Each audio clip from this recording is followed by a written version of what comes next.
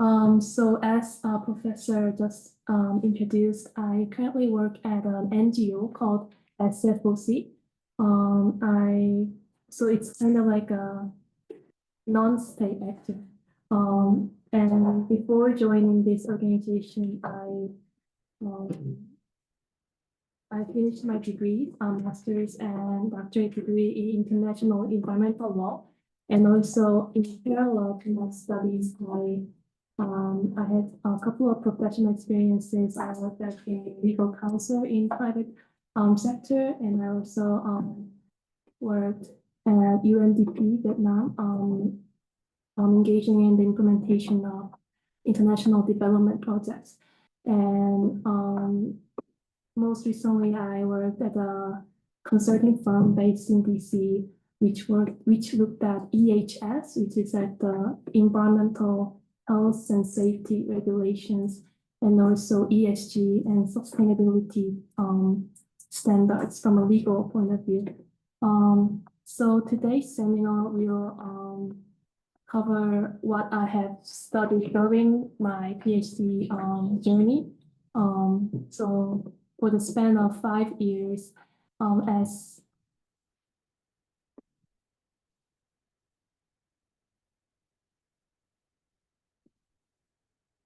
so during the span of the 5 year, I, just like other PhD students, I had a very hard time choosing a topic to write on the thesis topic. And after a couple incidents where I had to rewrite my thesis and change my topics, I finally chose to research on this topic of new governance of climate change. So the title of my thesis is New Governance of Climate Change, Reconceptualizing Common Concern to Embrace Non-State Actors. It's kind of like a mouthful, but we'll get to what each word means in this seminar. So I'm gonna first talk about what common concern is. So in the slides, 공동 관심사, what it is and how it has evolved historically in the international fora, and also its implications from an international law perspective. So the first half of my presentation will cover the current status of this concept, the as is, what it means, especially from an international environmental law scholarship, and also from the current, the majority of perspective being focused on the state-to-state level discussion and the state-centered perspective on what international law should be and what global governance should be. After exploring the current state of play surrounding the concept of common concern, we're gonna move on to the essence of my thesis, which is the to be part. So in this thesis, I argue that this concept should be expanded from what it is now. So currently, it's mainly viewed as foundational principle that allows for cooperation between countries. But I argue that this should not only be a concept between states, but also it should include other important actors as well, notably non-state actors, and among them, those that are really relevant to climate change are the private sector, because that's where a majority of greenhouse gas emissions come from, and also civil society organizations. Similar to, the one that I'm working on is also a CSO organization. So all these non-state actors have a very important role to play. These arguments have been in the scene for a long time, and I'm sure that all of you are very familiar with this idea that all actors have to play a role, not only state actors and non-state actors. Both state actors and non-state actors are important to address climate change. But the important value that this thesis provides is that it approaches it from an international environmental law perspective. Yes. So before I touch on some of the more in-depth concepts, I thought it'd be better to set the tone for everyone. So what is climate change governance? If you think of global governance on climate change, at the center of it is UNFCCC. So all member states gathered on the big table and decided to sign the UN Framework Convention on Climate Change that created these kinds of international institutions and made all this happen. And also a part of that, the really important historical moment was the signing of Paris Agreement, which is guiding the recent climate negotiations. So at its essence, it's a state-to-state level forum. However, as you may already know, if you see the headlines in the media outlets these days, we are seeing a challenge or the weakening of multilateralism. So Trump administration announced that it's gonna exit from Paris Agreement. So it's also influencing other countries who's participating in these kinds of mechanisms.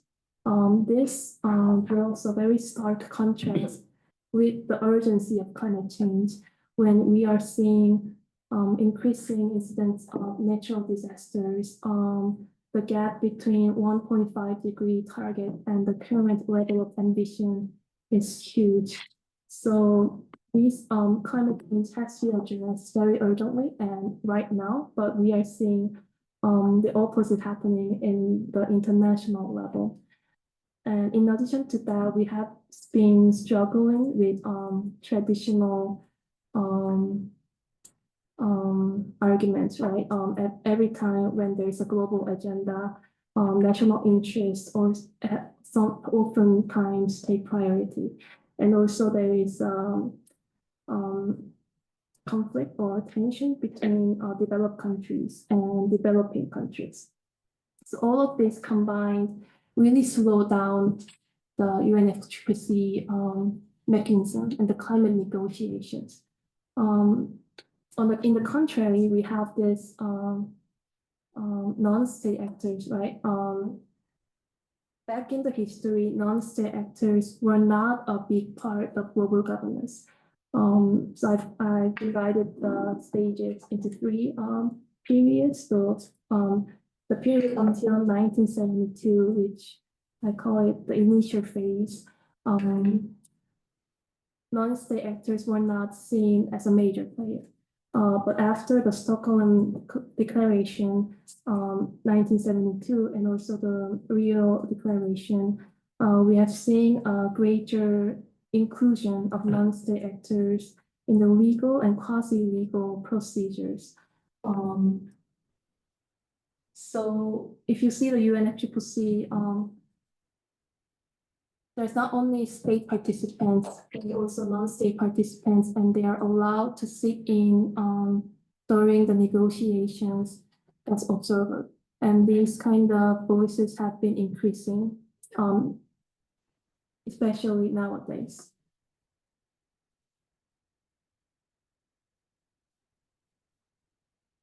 Now let's delve more into the concepts, the legal principle. So 공동관심사, it's in full, it's common concern of humankind can be found in the preamble of UNFCCC and also the Convention of Biological Diversity, CBD, which both were signed on 1992.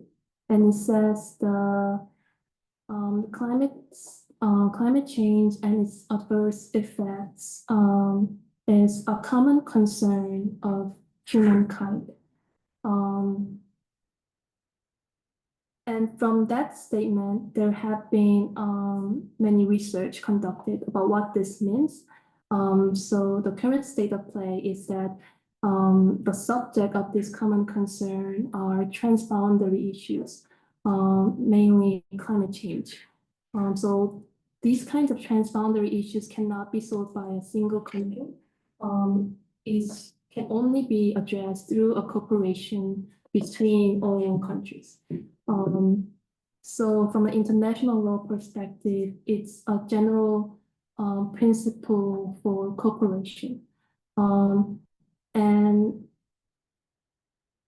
the challenge with this principle is that because it's only like a short sentence included in the preamble, we have to look at the history of how it was included and also how it has evolved from the recent environmental agreements to the more recent one. So if you go back to history, like the really first environmental agreements that was made between countries, it was mostly about the natural resources, and our perspective on these environmental resources was not something that we have to protect, but it was something that had economic gain. So for the first environmental treaties, it was established to protect these kinds of resources that had economic value,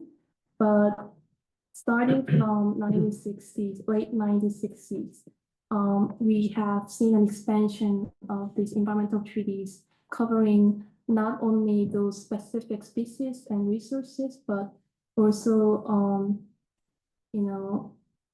endangered species. So we are seeing the transition from really human-centered perspective to more environmental-centered perspective. And most recently, with the advent of sustainable development principle,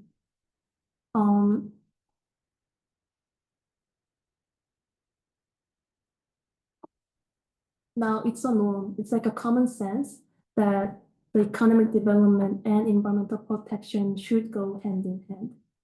So with this history in mind, we can now understand the common concern principle better.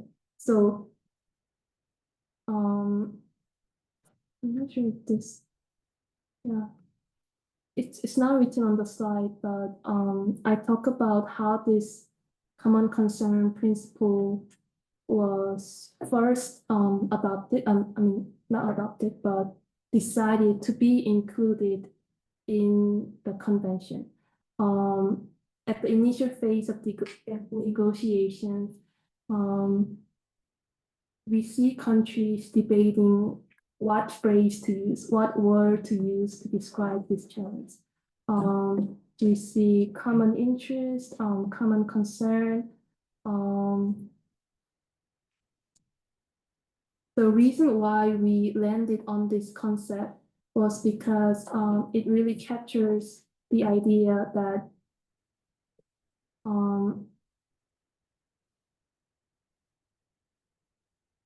climate change can only be addressed through having this mindset that this is a common concern among all sectors.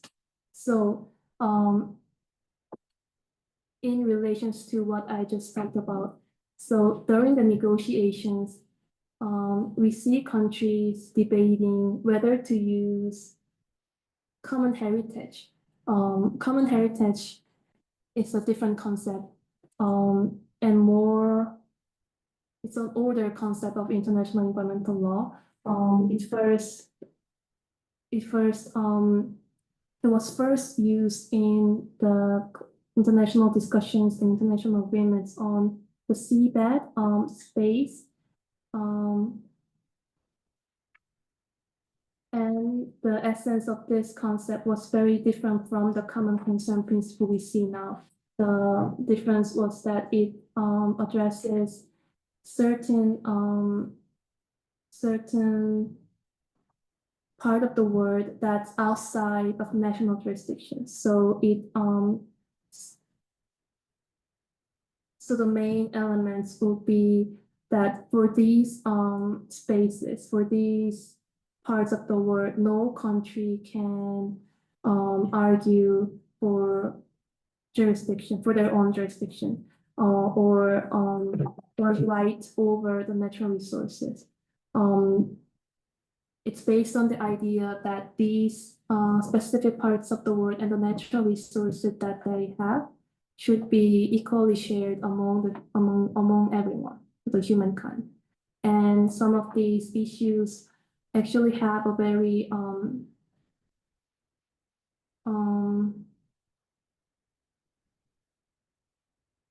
very structured governance that includes shared management of these resources.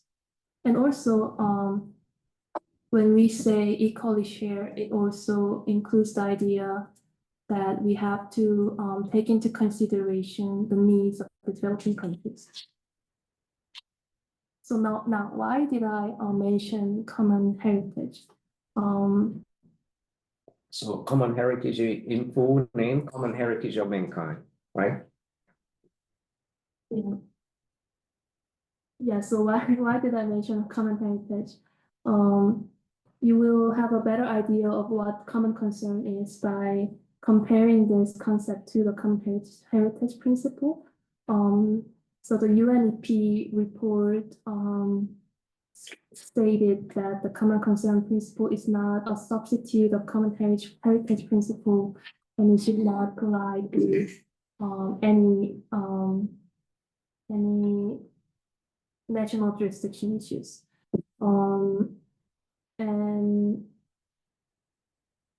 And also during the drafting of the CBD Convention on Biological Diversity and the UNFCCC, we see countries deliberately choosing the phrase common concern of humankind. So it teaches us that the climate governance focus on cooperation. And countries don't like it when climate governance intervenes with the jurisdiction over their own natural resource. So we see a very stark interest between the common concern principle and the common heritage principle. Some scholars argue that there is a need to designate climate system as a common heritage because that will spark a new set of discussions and create a stronger or more legally binding governance mechanisms. But the more widely shared recognition is that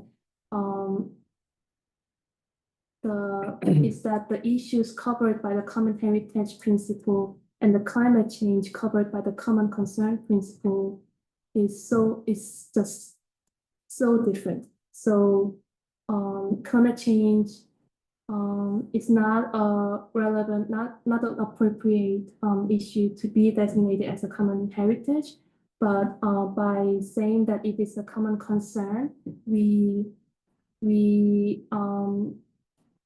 place a stronger focus on the cooperation and also the nature of climate change problem, right? It's not like a specific natural resource or specific region or specific part of the world problem. It's more of a really economy-wide target. And these kind of issues can only be addressed through cooperation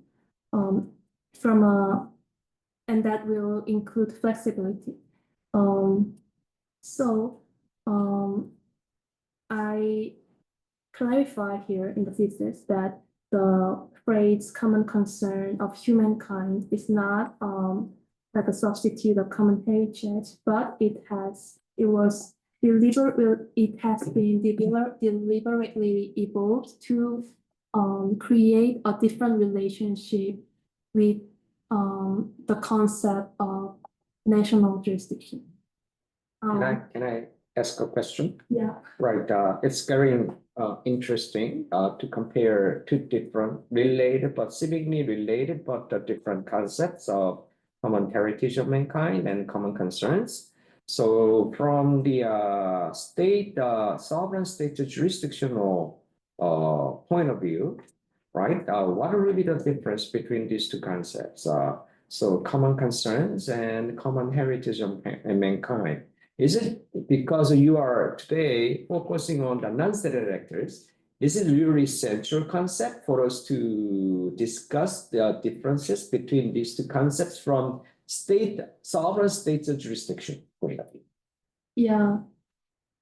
From a bigger picture, this is just like a really like a background discussion actually, to understand what common concern means. Because there has been a very little literature done on the concept. So the best way to understand the concept was to compare it with common heritage. But in the second part of my presentation, we're gonna look at more on the non-state actor part, why this concept is relevant to global governance and expanding it to include more. Right. From my point of view, these two concepts should be different because, as you described, common heritage of mankind deals with the issues outside the sovereign state jurisdiction, right?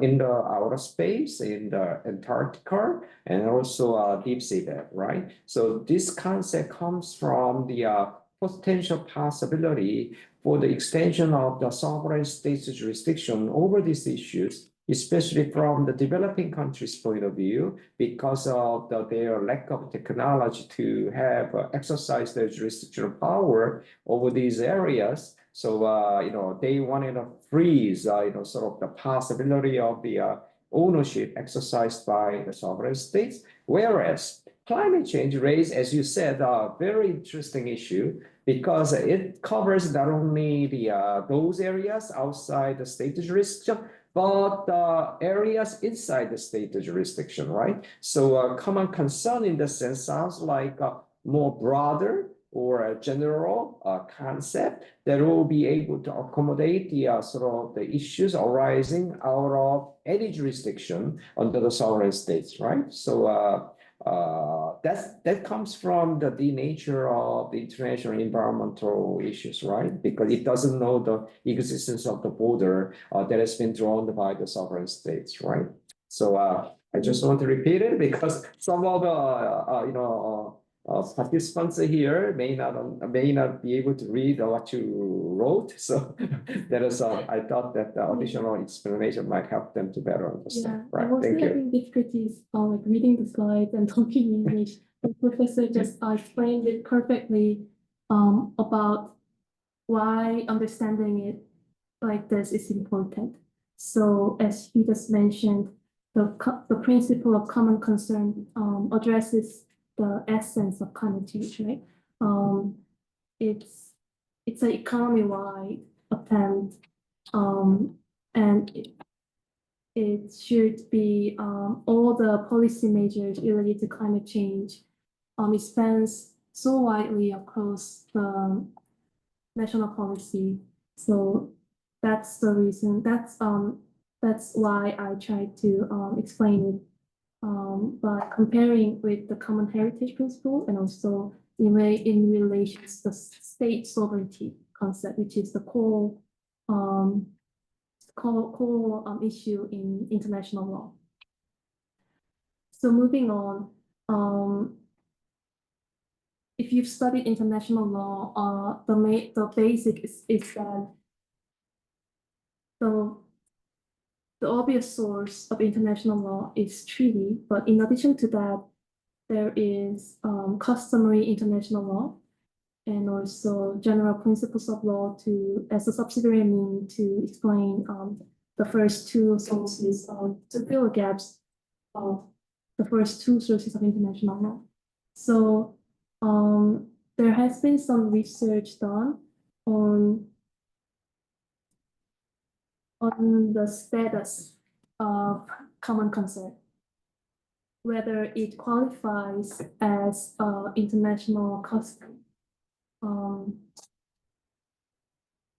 But it is still up to date. I think the accurate, more appropriate answer to provide now is that the development of international law is not like yes or no situation. It's not like a dichotomy situation. It's like a spectrum, right? So at first it could start as a soft law, or some countries could follow it, but later on it could evolve as international custom. So from that perspective, common concern principle is not yet widely accepted international custom, but it is somewhere in that spectrum. So another concept that's really important to our discussion is the soft law and the emerging norms. So increasingly in the international law scholarship, we are not only looking at the treaties, the end product of the state to state level discussions, but also soft law and emerging norms, because as just I said, it's a spectrum. So and also this is very important in terms of the governance, right? Sometimes private standards or those agreements made between private entities or through some kind of mechanisms that are not like strongly like legal per se from an international law perspective, but they still have very important role to play. And that's part of the multi-level governance of climate change. Yes, and one good example would be that so if you look at the text of Paris Agreement, you will see many provisions that are intentionally drafted in a way that's very vague and general. So even if those kind of agreements are legally binding, it's a treaty. Sometimes, as I've written in this slide, even sometimes those procedures that are not actually legally binding could have even more influence, such as the high seas driftnet moratorium case. This was a decision made, it was part of the resolution made by the UN General Assembly, which doesn't really have like a legal force. It was passed as a recommendation, but so many countries implemented as treated as a really implementable thing, and it really drives change. So I have a question though. So do you think that is the Paris Agreement a soft law based or it's hard law based? It's of course a treaty, so it's a Hard law, right? So according to your concept, you mentioned about the soft law, which has a form of a hard law, right? So I immediately thought that you are referring to the Paris Agreement. No, Correct? No, not? No. No, okay, that's fine then. All right. So so there are two things that we should keep in mind. So soft law taking a form of hard law and hard law taking a form of soft law, that kind of thinking is important because we never know what will have the most impact in the end, right? So we should all have a really wide perspective when we study climate change. We cannot only look at the text of a treaty. We also have to be up to date with everything happening around the world. New declarations made not only by the states, but also non-state actors at the private sector coalition. So all of these actors' efforts adds to what global governance is. So I conclude in my thesis that the common concern of humankind is one of the core principle of international climate change law. I deliberately chose international climate change law because this phrase is most relevant to the issue of climate change. So whether instead of arguing that it's an international environmental law principle, it will be more accurate to say that it is part of an international climate change principle. So, so if you see the climate negotiations, we see the tendency of countries keep trying to mind the gap between the different positions, and regardless of the difference in approaches, they keep making efforts to enhance climate action globally. I have a question. Is it a kind of a common concern? Is it a kind of international law principle or international law concept? So, let me elaborate it a little bit more. Thinking about the common heritage of mankind, is it an international law principle or is it a concept?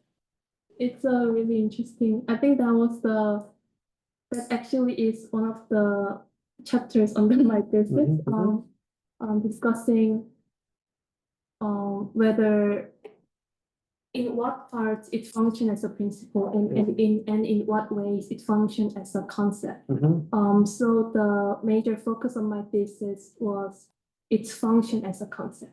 But one of my arguments is that it has the potential and it is actually functioning as one of the guiding principles of international climate change law. Okay, then if so, then if we think about lege ferenda, right? This is a law which is being developing, right? Say, common concern is a guiding principle of international climate change law legal system. Then there is a possibility for this guiding principle to become a basis to create the rights and obligations of the law. And then do you think it's possible?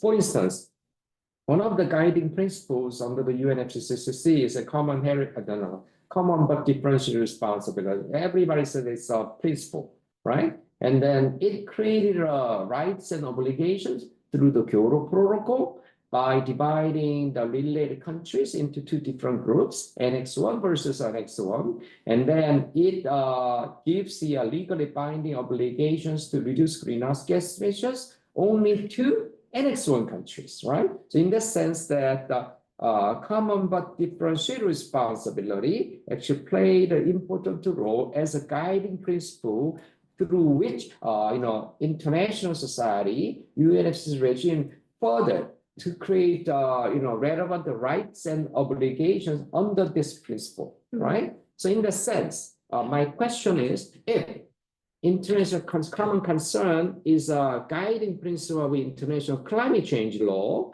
then can you imagine that based on this, can you move forward to create the rights and obligations of related sovereign states in the context of international climate change law? Do you see that?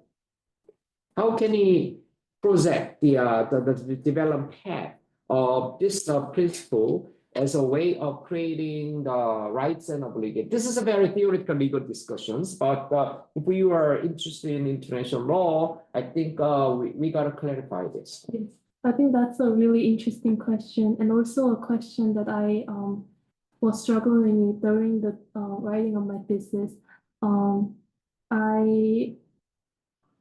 I conclude in this way because of a couple of reasons. One reason is that I didn't get to the rights and obligations part because it seems to be a little bit out of scope of this thesis, and also there is so little literature or research done on the common concern principle that it's too early to get to that stage. But one thing that I'm looking forward to is the ICJ advisory opinion on climate change, which will clarify state obligation on addressing climate change.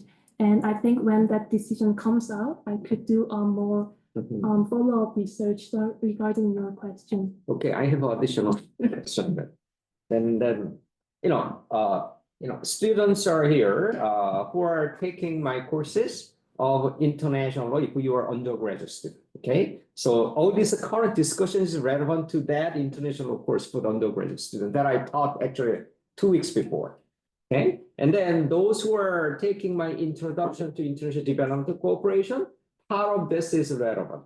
If we are taking my climate change course, then we are talking about the more fundamental frame of issues. Okay, so everything is related. Anyway, coming to this issue in the context of international law in general, I'm sure that you are aware of the responsibility to protect, right? Is it a principle? Do you have any idea? I studied a little bit. I don't think it's a principle per se. It's not a principle. Legally speaking, it is not a principle. It was mentioned as a part of the Security Council decisions, which may have a legally binding effect on the member countries' behavior. Still, this responsibility to protect remains as a political concept, even within the United Nations. That's why NATO struggled to participate in the humanitarian intervention to help out the people in the former Yugoslavia, right? And then this is sort of the very critical issue. Actually, this issue itself has, made developed countries, especially Europeans and Americans, to lose the interest of the United Nations systems to help out the development of the international law. They got caught, because they had to make the interventions into former Yugoslavia, right? With good reasons, right, to help out the people. But it became a fundamental breach of international law principle that's about the non-intervention principle. Right? So here, because common concern, if you call it as a legal principle, it is directly related to a similar aspect of responsibility to protect, because human beings are within the state jurisdiction. We are dying, so we got to do something, right? It's a good intention, right? Even no matter whether you do within your jurisdiction or not, it's a good intention, right? It's a good thing to do. But the immediate question is, responsibility to protect doesn't create the right for the NATO to make an intervention in former Yugoslavia. Right here, a similar approach needs to be scrutinized in a sense that, okay, assuming that can he make an intervention of President Trump's behavior within the United States jurisdiction over the issues on anti-climate actions, right? And then can international society make an intervention on this aspect? It has very similar structure, right? And then I am very cautious, maybe not, because of this state sovereignty is so fundamental. This is our common enemy, right? However, it still dominates the order of international society. So question is, common concern is a political concept, which is embedded in the legal document called UNFCCC, or it has become already a legal principle which may have a potential to create the rights and obligations of a states, right? Yes. There might be another topic that Yeah. you wanna work on. Of Yes, course, it's a very theoretical Yes. one, but because I'm aware of this concept, Yeah. okay? So yeah, for the interest of academic, discussions. Exactly because of this reason, I don't argue or go deeper into the status of common concern as a legal principle, but I emphasize is that it is a guiding principle for the global governance of climate change. Yeah, so still, because you are talking a lot about the international aspect, here guiding principle can be a legal guiding principle on a common heritage common but differential responsibility principle. It's a guiding principle, but it has a legal implications because it became a basis to create a rights or specific obligations of a specific group of countries based on this, right? That's Annex 1 countries' obligations to reduce greenhouse gas emissions under the Kyoto Protocol. However, because you start to introduce the concept of the governance, right? And the concept of governance doesn't presumably imagine the existence of the sovereign state system per se. It suddenly twisted your focus from very traditional legal point of view to more like a political possibly, and then somehow at least we say interdisciplinary. So once you move on to this, then you will end up with creating, encountering a situation where how can I destroy this sovereign state system? Right? That's why many of you who are working on the important role of non-state actors, you tend to become an activist. Be careful.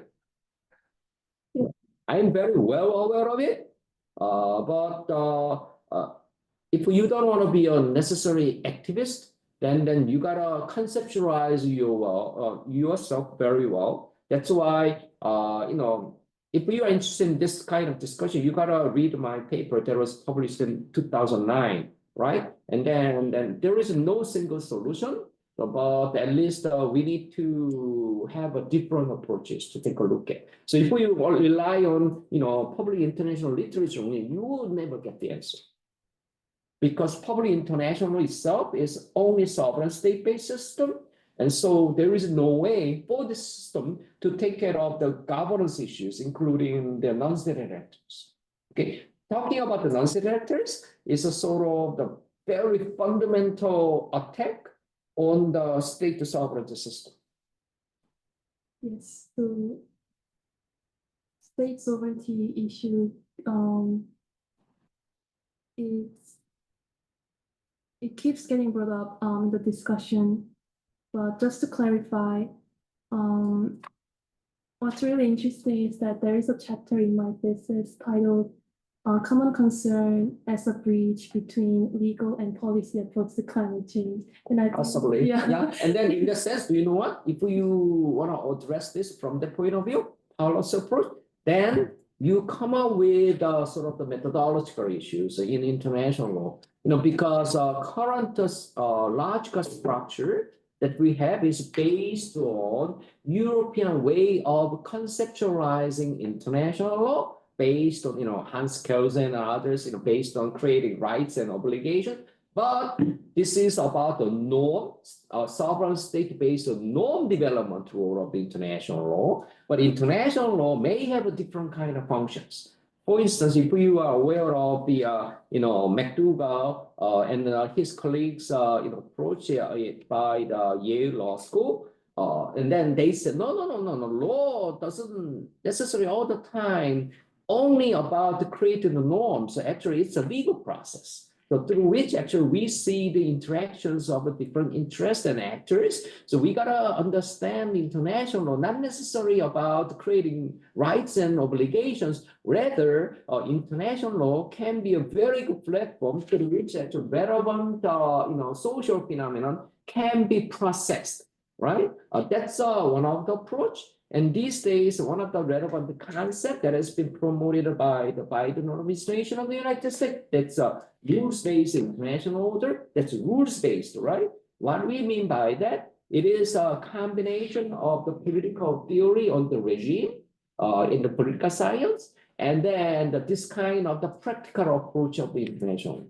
Okay, so if you want to work on the climate governance, I do strongly suggest you not only focus on the conventional and the orthodox and the majority approach of the law in the context creating rights and obligations. If you are captured by this, there is no way for us to be able to talk about non-selectives, right? But if you imagine other methodological matters in international law, here inter doesn't necessarily mean the between among the states. It could, the definition that I use for the undergrad students, what is international? I never mentioned anything about those actors. I said international law is a set of rules, norms, and procedure which governs issues of international society, right? It gives a very flexible room to be able to include not only sovereign states and non-state. So 40 minutes, for instance, are using this concept, they will hate this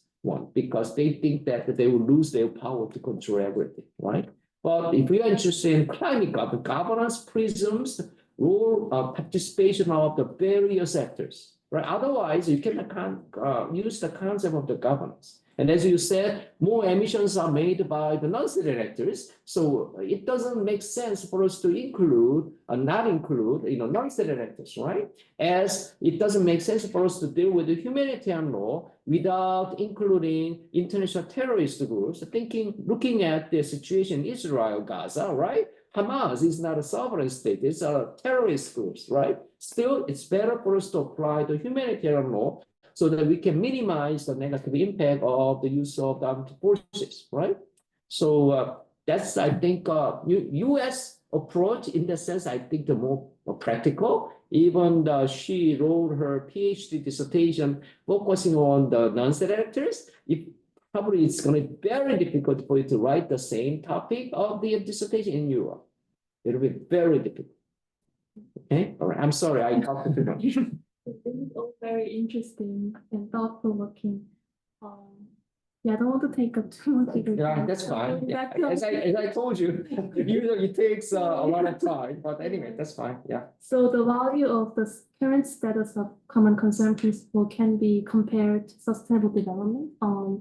Its value lies in what's known as constructive ambiguity. So sustainable development had such a big impact on global policy making and it's also national policy making because it created a really good concept to like a big basket, right? To think about all these issues together.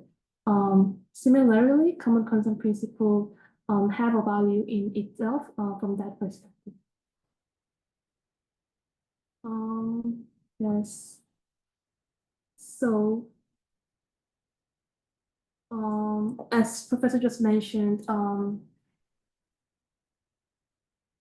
UNFCCC runs mostly runs on not mostly, but they it's a state-to-state forum. So from traditional or current perspective of international decision making, we can only assess the function of common concern from a state-centered perspective. So having this perspective really limits its function, and the purpose of my thesis was to challenge that, asking a question that is this enough to address climate change? Is this perspective enough to deal with the current urgency of climate change? Which leads us to finally the second part of my presentation. So I argue that especially concerning these kind of transboundary environmental issues, there are clear limits to state-centered approach. And this is not an attack to international law, but more for a better inclusivity and better effectiveness of global governance. So if you study these kind of global issues, you'll be very familiar with the concept of global commons. So climate change is also related to that concept, and that's why controlling it or addressing it is so difficult. But to address these kind of issues, these kind of new issues, international law has evolved. So before it was it developed mainly from the conflicts between two countries, so bilaterally or between a few number of countries. But now, because of these kind of issues, we are striving towards common interests, common concerns. Yeah, I don't want to go deeper into the international law concepts, but that is the context. And the problem is that because of this perspective, common concern principle has lost its function in the global governance system. And we need a reconceptualization of the concept to complement the current governance.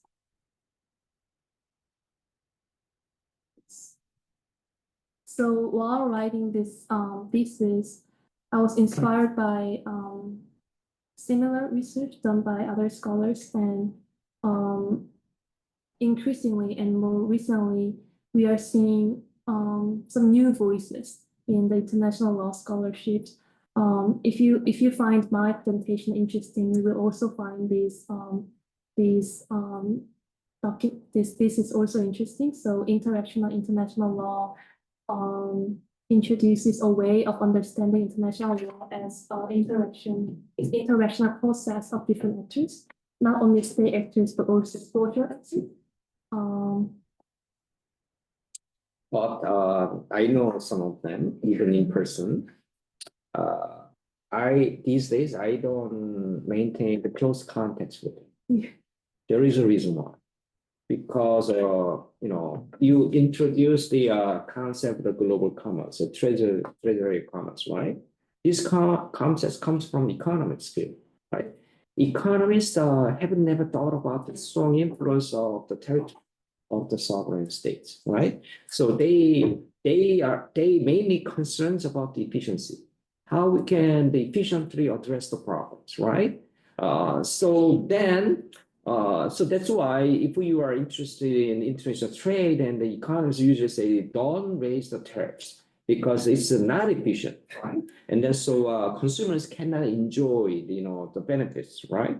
However, from the political point of view or public international point of view, that might be natural because it's related to how you maximize your state sovereignty within the jurisdiction, right? And then if we want to maximize the interest of your sovereign state, not internationally, but you have to focus on the nationally only, right? So here, my comment is that if you do have interest in this, knowing this, plus you need to know other relevant field work, especially international relations, right? I'm sure that you are aware of the theories. Realists are not helpful, okay? And then so liberal theories like a regime theory. And then these days, actually, political scientists are working a lot on the constructivism, right? I think this theory of the constructivism is the theory that will kill political science. Why is that? Political science development has been all the time based on the concept of state sovereignty, and then question how we can share the sovereignty with others. And then no matter how liberal you are, in the center, you always think about the role of the sovereign state, right? And then, however, constructivism presumes that general framework doesn't come from the state, but from the norms, values, right? And then which is not necessarily coming from the, the role of the sovereign state. Do you know what I'm talking about? So that's the where actually international law used to play, right? And then, so I think if a constructivism in international relations would become more popular, I don't think they will, but if they would become more popular to be able to replace the major theories of international relations, that's the ending point of political science. What do you mean by ending point? Because their traditional orthodox way of thinking of putting important role of sovereign state. If constructivism would be developed more and more and more, there can be a basis to create a world government. Right? Constructivism is not a good theory to explain about the territorial dispute between the states, right? Regime theory is not a good theory to discuss about the territorial disputes, right? Liberal theories of the political science is good at dealing with this kind of global heritage or global concern related issues, right? So that means that these theories will drive the discussions and focuses on actually killing state sovereignty. So it's a different concept between state sovereignty and the ownership of the soil, right? So these days, even at the national level, it's individuals, right? Humankind, human beings who owns the state sovereignty, right? That's why we saw the Constitutional Court decision yesterday, right? Because no matter how present yourself, you had a good intention, but actually you didn't hear the voices of individuals, right? Which is the basis of creating state sovereignty. But at international level, we have not yet reached that level, right? So here, if we push the, this concept of constructivism, it will naturally, in order to, make all these work based on the single norm or common norms that we share, who owns that? Oh, from sovereign state to many others, at least, right?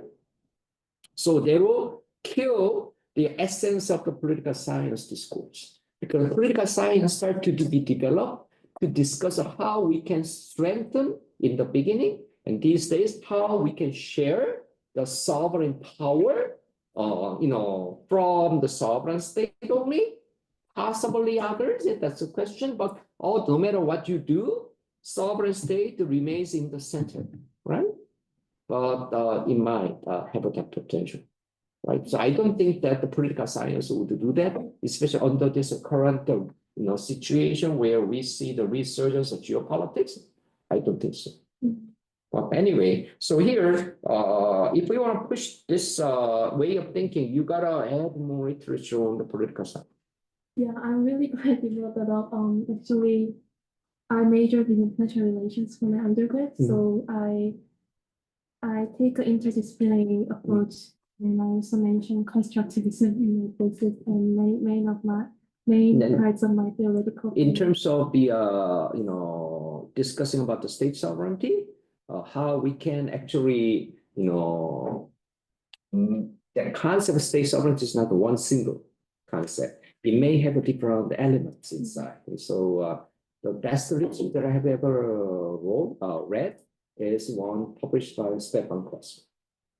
Yeah, he published one book about the state sovereignty. That's very useful. I think it's really important to read all these different kind of perspectives and having a balanced view.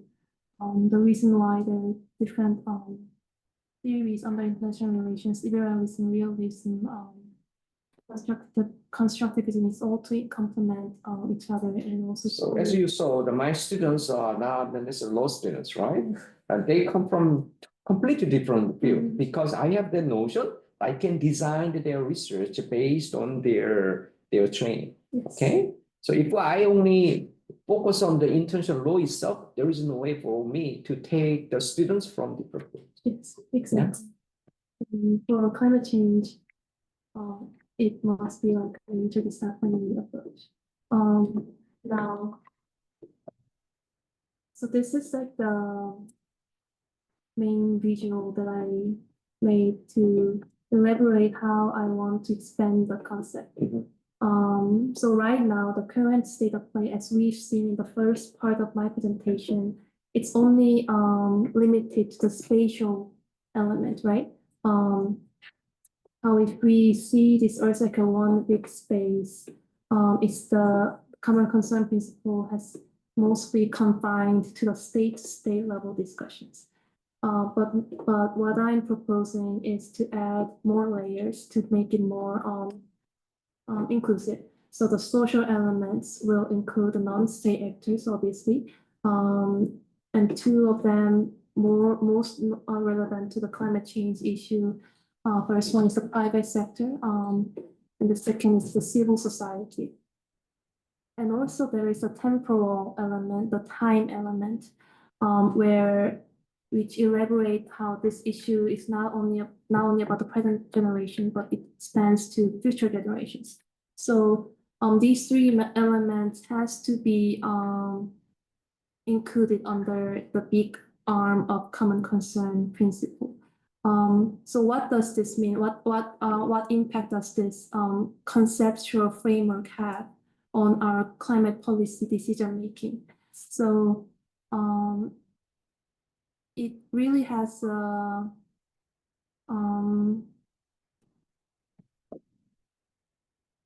influence on how we view a climate objective. So mostly when we think of the objective of climate action, we only think about how much greenhouse gas emissions has been reduced. Really research-oriented mindset. But by having this framework, we are reminded of the importance of process. How in the process of planning and implementing these kind of climate projects, including these important actors and also increasing equity by doing so is very important. So these kinds of conceptual framework can not only be applied to climate change issue, but also other transboundary issues as well, such as the plastic waste problem and biodiversity issues. So, so this picture that I made, this visual I made, is a very brief summary of like 100 pages in my thesis. So this is the main part of my thesis.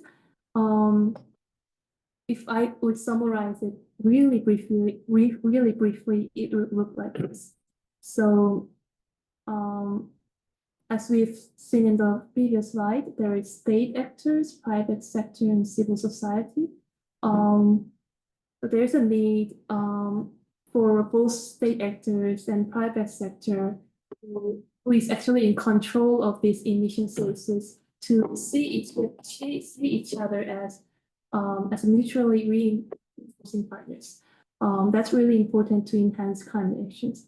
And also by recognizing private sector as an important player of climate governance, we allow companies to set higher targets than countries.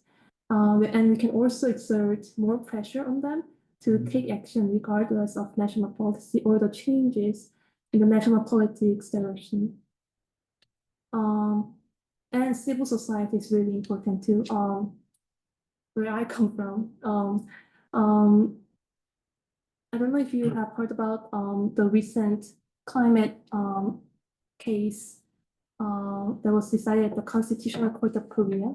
It was the first case of its kind in Asia where the court recognized this rights-based approach to climate change, how this climate change issue really interacts with our each one of us right to a healthy environment.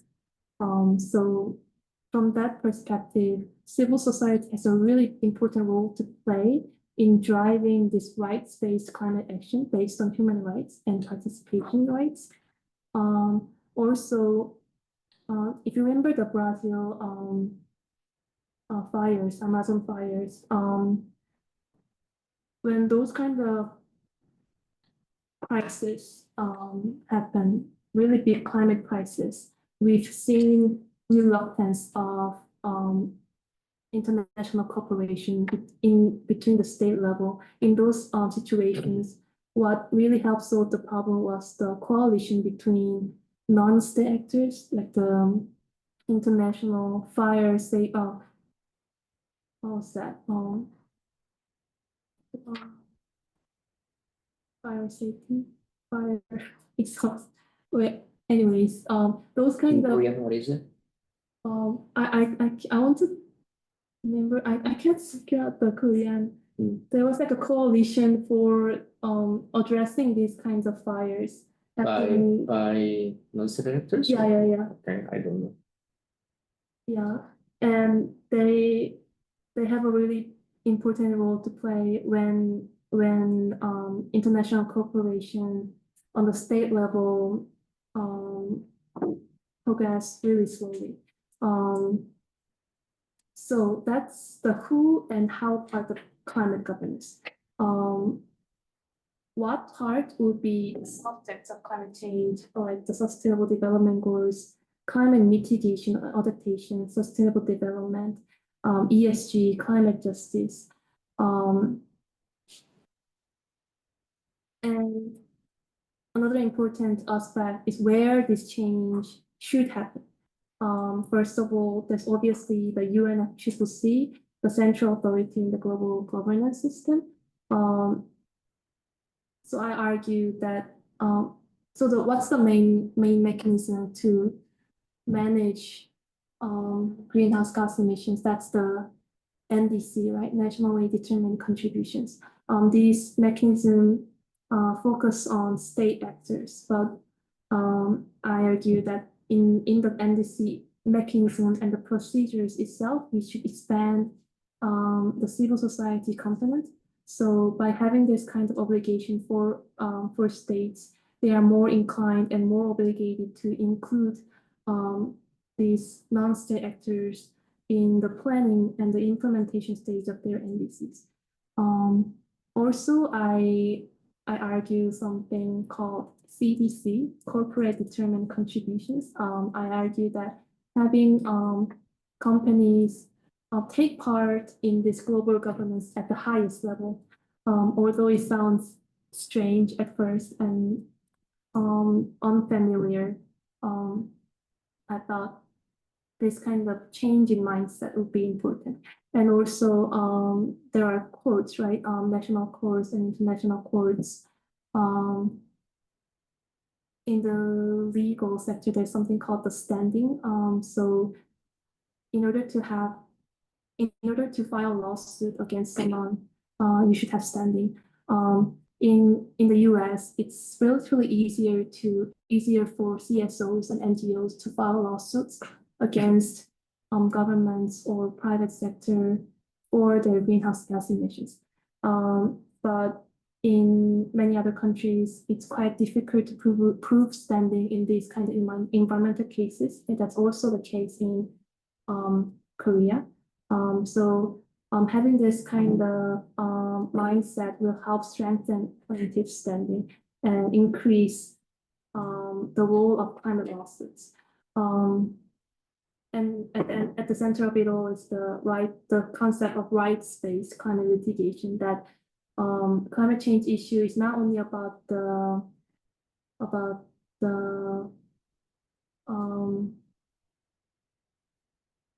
result itself, like really reducing greenhouse gas emissions, but also it is closely interlinked with our, like, each one of us fundamental right.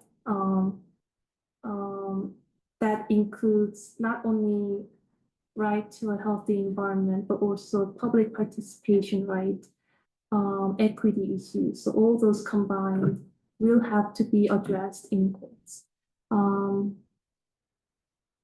Yes. Yes, just to quickly summarize the presentation today. This is actually what I'm working on right now as a full-time CSO worker. I engage not only with government level officials, but also other CSOs, companies who are in control of these emission sources. And also another really important player are subnational governments. They are a little bit different from other non-state actors. And more accurately, they will be, it's more accurate to call them subnational. But they, if we use the NSA non-state actors term more widely, they are also included in the non-state actors. So subnational governments like Seoul City, Gyeonggi-do has a big role to play in ensuring that their policies are in line with the national policy. That will, because they have the most knowledge and they're more knowledgeable about the characteristics of each region, and the resource and the need of each city and each subnational authority.